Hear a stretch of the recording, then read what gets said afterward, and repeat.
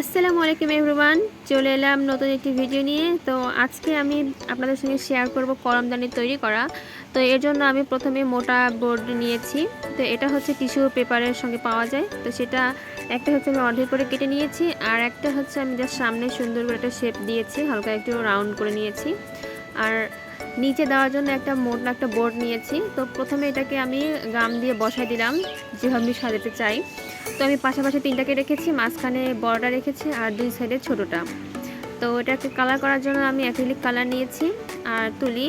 তো ডিজাইন আমি আগে থেকেই করে নিয়েছিলাম পেন্সিল দিয়ে, আর আপনারা চাইলে কিন্তু এমনিও করতে পারেন, আবার আমার মতো পেন্সিলে এঁকেও করতে পারেন। তো আমি পেন্সিল দিয়ে এঁকে নিয়েছি প্রথমে ডিজাইনটা আমি কেমন ডিজাইন করব, তারপরে হচ্ছে আমি তুলির সাহায্যে এখন এটাকে রং করব। আপনারা আমার থেকে আরও অনেক ভালো আর্ট করতে পারেন, আমি জানি। তো আমার আর্ট তেমন একটা ভালো না, তো আমি ট্রাই করছি, দেখা যাক কেমন হয়। আপনারা যারা আমার ভিডিওগুলো পছন্দ করেন, আমার ভিডিওগুলো ভালো লাগে, তারা অবশ্যই লাইক কমেন্ট শেয়ার করে দিবেন। আর যারা এখন আমার চ্যানেলটিকে সাবস্ক্রাইব করেনি, তারা খুব তাড়াতাড়ি আমার চ্যানেলটিকে সাবস্ক্রাইব করে দিন এবং পাশে থাকা বেল আইকনটি ক্লিক করে দিন। এই ধরনের ক্রাফট ভিডিওগুলো বেশি বেশি পেতে হলে আমাকে অবশ্যই কমেন্টে জানিয়ে দিবেন। আমার এই ভিডিওগুলো কেমন লাগে সেটা অবশ্যই জানিয়ে দিবেন, তাহলে আমি আরও বেশি উৎসাহ পাবো। তো আমি এখন একে একে ফুলগুলো রং করছি। এটা হচ্ছে লাল রং। আমার কাছে তেমন একটা রং নেই, না হলে আমি আরও অনেক কালারফুল করে করতে পারতাম। তো আর ডিজাইন হচ্ছে আমি আমার নিজের মতো করে করে নিয়েছি। আপনারা চাইলে আপনাদের পছন্দ অনুযায়ী আপনারা ডিজাইন করতে পারেন। কেউ অনেক বেশি ঘন ডিজাইন পছন্দ করেন, আবার কেউ হালকা পাতলা। তো আমি এরকম একটা সিম্পল ফুল ডিজাইন করেছি, আর মাঝখানে একটা এটাকে কি বলে জানি, মান্ডালা আর্ট। তো ওই টাইপের কিছু একটা করার চেষ্টা করেছি, জানি না কেমন হয়েছে। তো আপনারা আমাকে কমেন্টে জানিয়ে দেবেন যে কেমন হয়েছে ডিজাইনটা।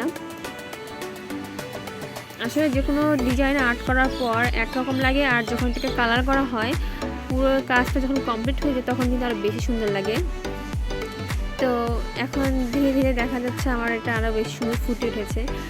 পুরো কাজটা যখন কমপ্লিট হয়ে যাবে তখন অনেক ভালো হবে। তো আমার হচ্ছে রেড কালার, ব্ল্যাক কালার আর হচ্ছে অলিভ যে কালারটা আছে, এই তিনটা কালারই আমার কাছে ছিল। তো এই জন্য আমি এই তিনটা কালার দিয়ে এটাকে কমপ্লিট করব। তো প্রথমে তো মাঝখানে লাল রঙের সার্কেল এঁকে নিয়েছি। এখন হচ্ছে সাইড দিয়ে যে পাপড়ির মতো আমি করেছি, তো এটাকে হচ্ছে আমি অলিভ যে গ্রিন কালারটা আছে সেটা দিয়ে আমি এখন এটাকে রং করব।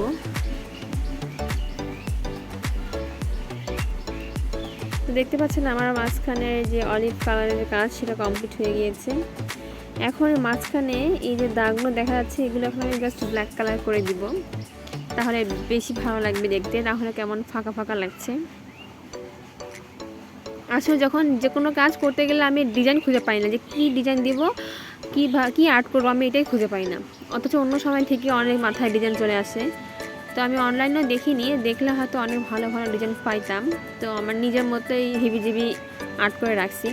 আপনারা অবশ্যই একটা ডিজাইন সিলেক্ট করে তারপরে সেটা আর্ট করবেন, দেন হচ্ছে কালারে যাবেন, তাহলে আপনারা যে কাজটা সেই কাজটা অনেক সুন্দর পারফেক্ট হবে যেরকম আপনারা চাচ্ছেন।